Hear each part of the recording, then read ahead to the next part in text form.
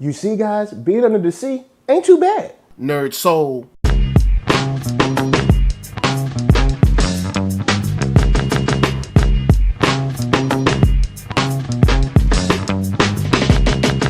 Late Ill Kid at OneYoungsta, holding it down, bringing that StreetGeek and NERDSoul. What is up, my people, today? Whoo, yeah, we coming with another wonderful episode of Movie Reviews. It's been a while, you got your Christmas song, open up some gifts. Now we're back to the party to have some fun with the one, the only, the king of the oceans, the seas, the rivers that run through it, and that's Aquaman. And since this movie has been out, I believe 2 weeks, we're gonna go with straight full-on spoilers. So if you want to talk about the movie, you can do that here. We've all seen it, at least I assume everybody who wanted to see it has seen it. So we're going to talk about it. And first up, I want to talk about the effects of the water. Wow. I love how they played on the bioluminescence, the way they played on the way they swam through the water, the way they actually moved, the different creatures, the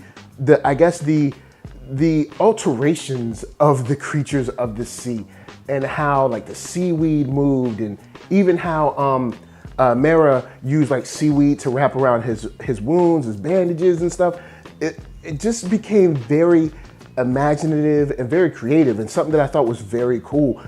Even when it showed them as they were still, besides Ocean Master's hair, which I was not feeling, and we'll get into that in a little bit, but everybody's hair kind of moving and being wavy was kind of cool. Now, on the flip side, some of it looked kind of weird and stringy at times. So I was just like, but maybe that's just because you got bad hair. You know what I'm saying? Everybody's hair ain't equipped for salt water, man. Salt water does damage to your hair, all right? It's just not good for it. So you got Dolph Lundgren in there trying to have good hair. It ain't gonna work out for him. Then Mera down there, all her hair looks sweet. You know what I'm saying? I'm just saying. So you got good hair down water, and you got bad hair down in the water. So with that said, a lot of the effects underwater really sold it to me, and it looked good on the big screen.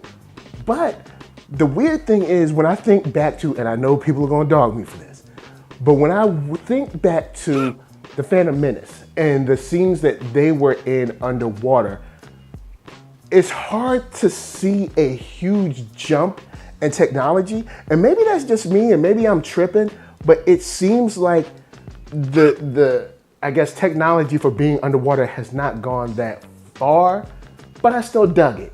I also want to talk about the life before Arthur, all about just being a normal man, working at a lighthouse, you chilling, minding your business. You see some lady on the water, she washed up, and kind of, even though they gave us kind of a montage of their life, I believed it.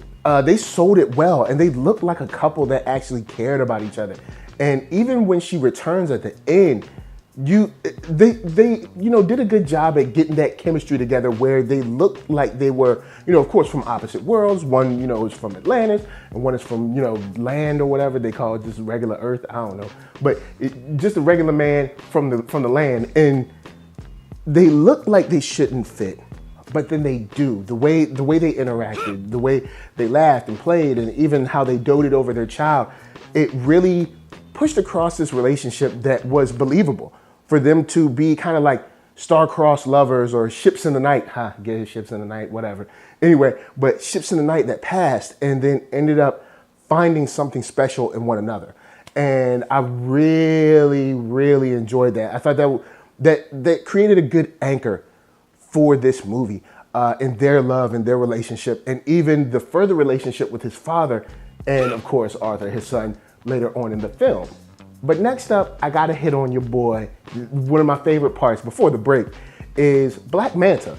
When we first see him, we see he's just kind of like this pirate, but he got this crew, and he does not play. And I love his interaction with his father, and also his interaction with his crew.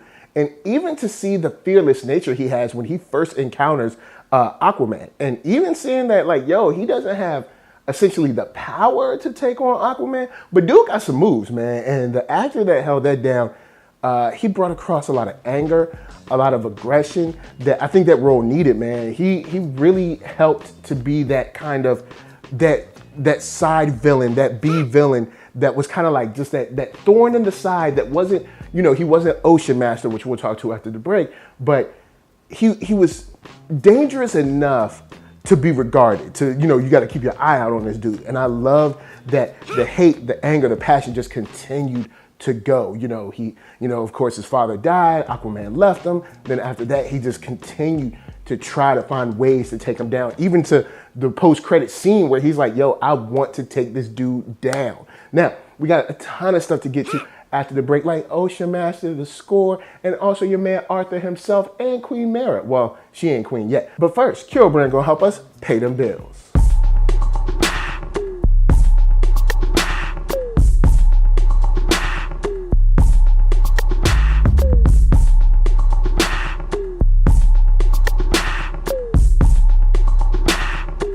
Oh yeah, take that link below, hat, shirts, hoodies, all that jazz. And once you find something you like, of course, cop it. Now let's talk about your boy Ocean Master. He's a villain that I think could have served a little more development, because we kind of knew what he was about, but we didn't really get, he was just angry just to be angry. And I mean, of course, a lot of that anger kind of went on off screen, but I think he served his purpose well in this film, because I guess they had to build, Ocean Master and Black Manta sort of side by side. But one thing I did dig is those small little moments where him and Arthur had to kind of, look at each other honestly and kind of figure each other out and see what they were going to do with their relationship. Because I mean, they are brothers, for better or for worse. Whatever your parents did, whatever your parents didn't do, y'all are brothers. Y'all are, joined by blood. So you got to figure out what y'all want to do. But those little moments, like before the fight, when they locked him up, when they were talking in the throne room, those small moments really built who Ocean Master was, who he was at his core, even from a boy, and how he felt about Arthur, and how maybe he would change his feelings about Arthur, about his feelings about tradition. And I dug that, man. I really, the other stuff where he was just kind of like making fake wars so they could, take over the earth and everything, that was just like your regular villain fare. But the personal moments between him and Arthur really struck home for me. And I was like, this is, I need more of this. This is what I want. This is, who he is, how he feels about his family, how he feels about his lineage, how he feels about himself being a leader now, how he feels about the tradition of Atlantis. Those are the things that I was like, okay, cool. We got some of this. We got a little bit more. Let's stay right here. But I want to break for that and talk about just Arthur's childhood and his kind of like adolescence and getting training in those flashbacks. Whoever they had being like the young, I guess, Jason Momoa, actually kind of came through. At first I was like, man, I ain't feeling this kid. But then after I was like, you know what? I am feeling the angst and the anger of like not knowing where your mom is, if your mom's alive, if your mom's dead, then finding out and, always having this kind of hatred towards Atlantis that kind of built and stayed as he was an adult. He was like, yo, I'm on land, I live here, I'm chilling with my dad, all that. Even when they were taking photos in the bar, he was and after that, he was very, very mindful of like, yeah, that's Atlantis, but I ain't down with that. And I mean, they even referenced Justice League where he came back and kind of sort of tried to help with the mother box, but he was just like, yo, that ain't my thing. I don't do that. It's not me. I don't want to be part of it. I'm not interested in it. And seeing him slowly come around and be like, there's beautiful things about Atlantis. And I mean, Atlantis is, like I said, the whole bioluminescence thing that they play off is wonderful. And then seeing Mara, of course, on, chilling with Arthur, being like, you know what, Earth ain't bad. I'm eating roses and it's pretty cool. But speaking about Arthur, I think that this movie does a great job of sending him on a hero's journey. Of course, I'll get to this after my score in a second, but I really enjoyed the basic way that he kind of inched towards his destiny and how Mara didn't give up on him. And speaking of Mara, in the trailer, the color of red got on my nerves. I was like, wait, this is super red. But in the movie, it didn't come off like that. In the movie, it seemed like maybe they toned it down. I don't know, whatever it was. But in the movie, it looked normal red. I mean, I guess whatever normal red would be. But it seemed extremely bright on the trailer. But then in the movie, it seemed like it fit. So not only did Amber hold it down in her role, but she just seemed natural as someone who's like, look, I live from here. I know you got your beef with everything, them killing your mama, you know what I'm saying? Your brother is crazy, but we need your help. And like, look, I ain't got nobody else to go to. And seeing their relationship slowly grow. Now, of course, I'll get to this in a second. Yes, there were basic things that were put in there. I'll get to those in a moment. But I enjoyed it. I really enjoyed a lot of Amber's performance, a lot of Jason Momoa's performance. And those were also huge anchors in the journey of this story that I thought people shouldn't miss, man. This is, DC, for all the slack that DC's catching, they did a good job here. And they gave us a movie, whether basic or not, they gave us something that really moves through smooth and gives us a story that we can enjoy, that we can sit back and watch his journey, watch him sort of, I guess, become a man, watch him graduate, if you will. And whether it's on land, whether it's him against his brother, almost about to die in the lava, or whether it's him going in the trench and going all the way past and showing that he can speak to animals and understand them, and then grabbing the trident. All of that lends very well in the action, in the acting, in the facial expressions, and the body posture of someone who's going through changes on the fly, man. And I gotta give this movie props for that, man. It was really, really cool to see how they did that, man. To see how they were really at odds and really did not understand each other. To people that could see each other on a level playing field, or level ground, or, whatever you want to call that, eye to eye, and say, you know what? Let's do this for the best of our people and also to protect the world as a whole. So with all that said, I'm pretty sure you guys are like, where's your score at? What's your score about to be? You know what I'm saying? You got, you're saying there's good stuff, you're saying there's bad stuff. You say you enjoyed the whole movie, you're saying you did this. How's your score? Well, I was honestly thinking about giving this joint 4 stars. And here's why I was thinking about giving this joint 4 stars. Because of all of the beef, all of the hatred, all of the criticism coming at the DCU, and this movie still being able to shine. But this movie does have some moments where I had to roll my eyes, and I will get to them in a moment. But the eye-rolling moments push this joint back another one to, of course, a score where I still think it's decent, and I think it's fair because I did have fun here, and that score is 3.5 stars. And I give that because this movie is action-packed. This movie has fight scenes on fight scenes on fight scenes.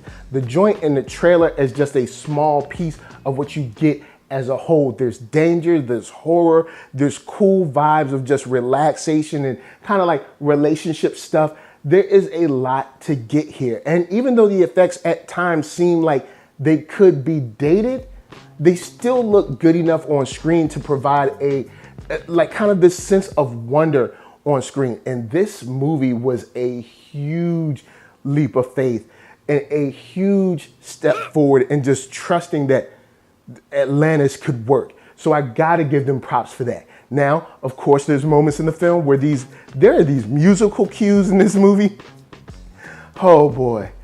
I don't know who idea it was to do these musical cues, but if you've seen them and you're watching this just to, chill out with me, then you know about the musical cues and you're like, dude, I don't know what they was thinking either. But take those musical cues with the fact that this movie, this story and plotline is extremely basic. We have all seen this story before, millions of times before. And I don't think they put enough twists and turns in here to really satisfy someone who's looking for something that's kind of new. So with those together, I took away that 1.5. But this movie is still highly enjoyable. A lot of action. Jason Momoa gives his all in this joint. Amber Heard holds it down. And we get a great villain in your boy Black Manta, and a very, very good animosity between, of course, Jason Momoa as Arthur and OceanMaster. And that back and forth with that, you know, that lineage and who should be the king and who shouldn't, and the brotherhood as well, especially with their mom coming back. You can see a future of contention there that I think lays the groundwork for great stories to go ahead. But with that said,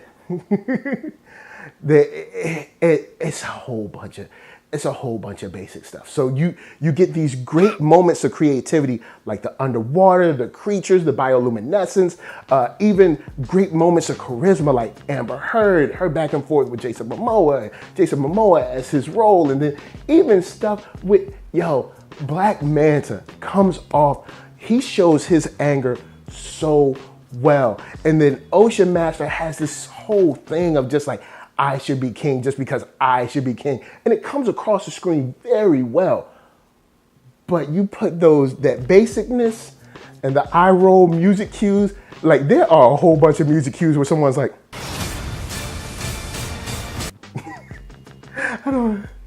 man, I ain't make this up, man. I didn't do this. And straight up, shout out to James Wan, because this is directed well. I did enjoy it, man. I had a fun time watching this. But there are a couple of moments where I was just like, why do we have so many music cues?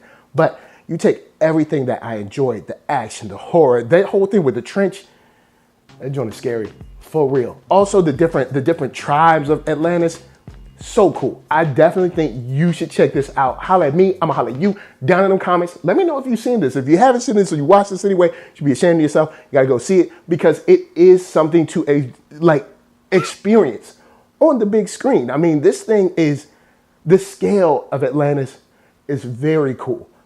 But before I bounce, I'm gonna tell you guys to hit up ThatNERDSoul.com. That's right, check me out right there. All my videos from the oldest, newest, latest, greatest, and all that. Then help shop ThatNERDSoul.com and pick yourself up a t-shirt, player. Don't forget to get one for the playettes. Then come back here, like, comment, subscribe, and share that Nerd Soul. That's right, there's no better way that I can show people that you like what you are watching. So, LA, what up? VA, what up? RBA, you got my heart. And please be good to yourselves. Please be good to each other. And remember, there is no business like show business, especially when you're dropping music cues all over the place.